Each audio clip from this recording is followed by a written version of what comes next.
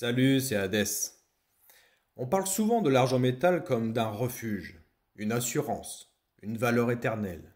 Mais derrière l'éclat hypnotique des lingots et la romance des pièces anciennes se cache une histoire beaucoup moins reluisante. Pas besoin d'être militant pour le deviner. Creuser des montagnes entières pour quelques grammes de brillance, ça laisse des traces. Pas seulement dans les paysages, mais aussi dans nos consciences. Cette vidéo ne vous dira pas ce qu'il faut penser.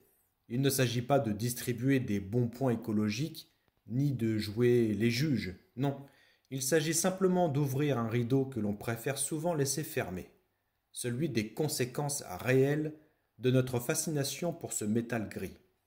Derrière l'investissement, il y a une chaîne, un coup, une cicatrice. Et c'est peut-être en regardant cette cicatrice en face que l'on comprendra mieux la valeur, la vraie, de l'argent métal.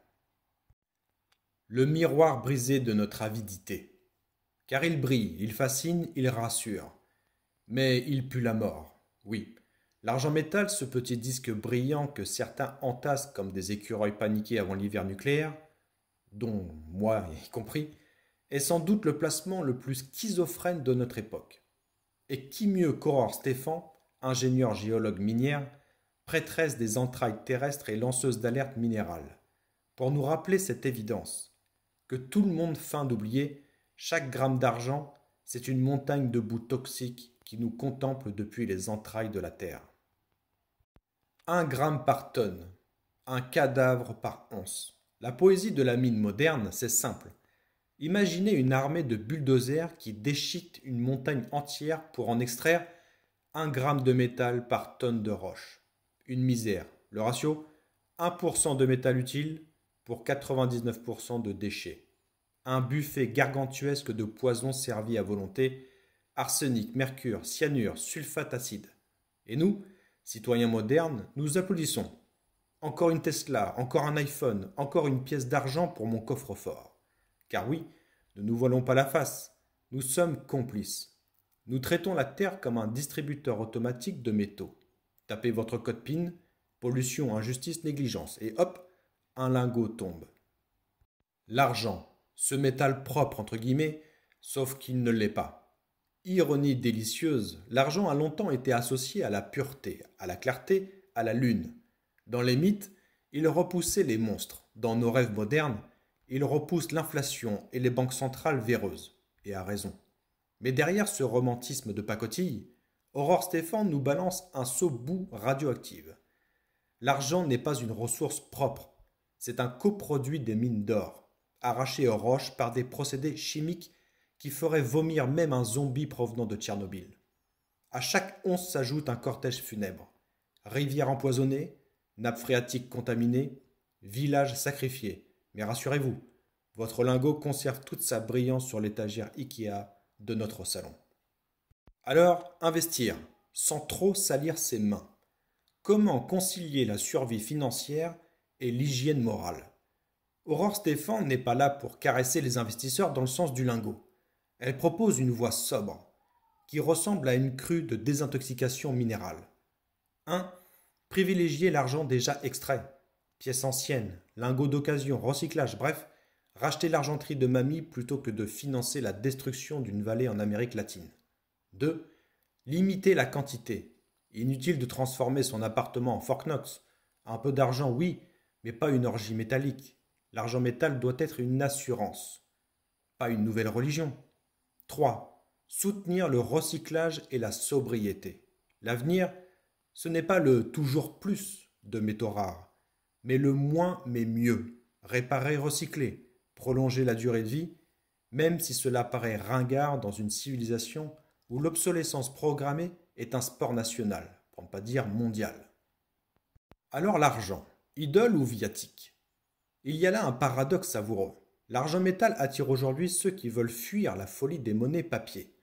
Mais à trop glorifier ce métal, on oublie qu'il est aussi l'enfant monstrueux de l'extractivisme qui nous tue à petit feu. Aurore Stéphan nous tend un miroir. L'argent n'est pas un trophée, c'est une cicatrice. Chaque once raconte l'histoire d'une montagne éventrée, d'une rivière asséchée, d'un village réduit au silence. Investir dans l'argent métal, ce n'est pas seulement protéger son patrimoine, c'est porter autour du cou un chapelet de fantômes. La voix sarcastique de la rédemption. Alors, que faire? Faut-il renoncer, brûler nos pièces et embrasser la planche à billets de la Banque Centrale Européenne? Non, bien sûr que non.